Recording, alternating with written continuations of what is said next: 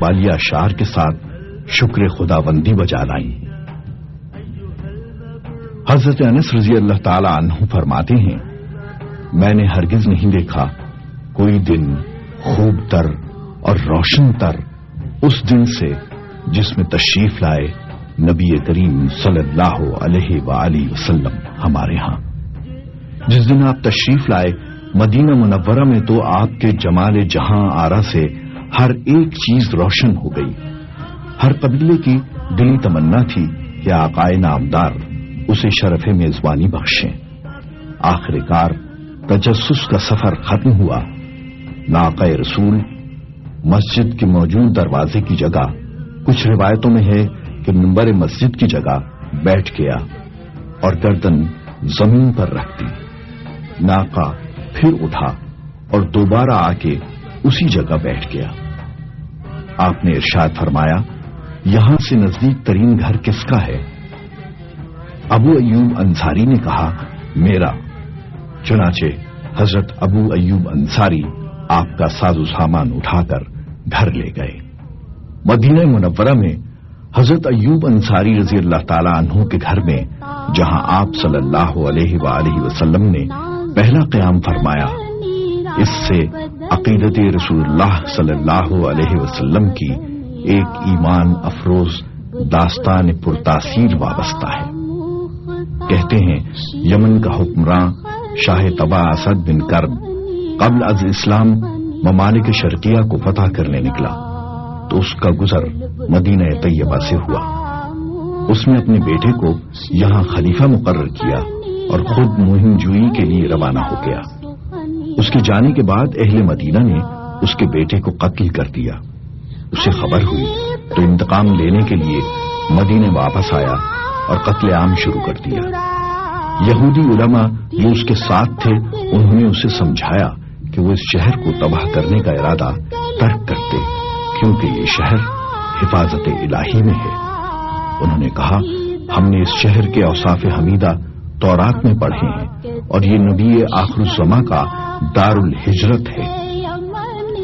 شاہ طبع کے دل پر گہرا اثر ہوا، ایمان لایا اور نبی اکرم کے ظہور سے 7 صدیاں قبل آپ کی رسالت کی گواہی دی۔ میں گواہی دیتا ہوں، بے شک احمد اللہ کے رسول برحق ہیں۔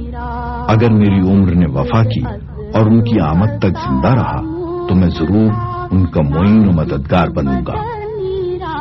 آپ کے لیے اپنی محبت و عقیدت کا اظہار ایک عالیشان 2 منزلہ گھر کی صورت میں کیا۔ اس نے ایک خط علماء مدینہ کے سپرد کیا اور وصیت کی کہ یہ گھر اس نے آخر الزماں نبی کی میزبانی کے لیے تعمیر کروایا ہے۔ وہ جب بھی دار الہجرت آئیں تو اسی گھر میں ٹھہریں گے۔ اس نے کہا، اگر میں زندہ نہ رہا تو یہ خط آخری نبی کی بارگاہ میں میری طرف سے پیش کر دیا جائے۔ علماء یہود میں سے ایک کو اس گھر کا متولی بنا کر چابی اس کے سپرد کر دی گئی۔ زمانہ گزر گیا۔ حضرت ایوب انصاری رضی اللہ تعالی عنہ اسی خوش نصیب عالم کی نسل میں سے تھے اور حضور کے زمانے میں شاہ طبع کے تعمیر کردہ گھر میں مقیم تھے۔ حضرت صلی اللہ علیہ وسلم نے اپنے قیام کے لیے اسی گھر کو پسند فرمایا۔ حضرت ایوب انصاری رضی اللہ تعالی عنہ نے شاہ طبع کا خط جو نسل در نسل ان کے پاس محفوظ تھا سرکار رسالت کی خدمت میں پیش کیا۔ حضرت ایوب انصاری رضی اللہ تعالی عنہ نے زندگی بھر عشق رسول کی وہ لازوال داستان رقم کی جو عاشقان رسول کے دلوں کو ہمیشہ گرماتی رہے گی۔ ترک سلاطین کی تعمیرات میں ان کا جذبہ ایمانی پوری آب و تاب سے جھلک رہا ہے۔ 980 ہجری میں سلطان سلیم ثانی نے مسجد کی تعمیر کی۔ حجرہ انور کا گنبد نہایت خوبصورت بنوایا، اسے منقش رنگین پتھروں سے مزین کیا اور آب زر سے گلکاری کروائی۔ مسجد نبوی کے حوالے سے سلطان محمود خان اور سلطان عبد المجید کا دور اہم ترین اور یادگار ہے۔ ان تعمیرات کا دور 1233 ہجری سے 1277 تک محیط ہے۔ 1233 ہجری میں سلطان محمود نے روضہ اقدس کے گنبد کو ازسر نو تعمیر کروایا۔ 1255 ہجری میں اس نے گنبد پر سبز رنگ کروایا، جس کی وجہ سے اس خوبصورت گنبد کا نام ہی گنبد خضرا پڑ گیا، جو اہل ایمان کے لیے فردوس نظر ہے۔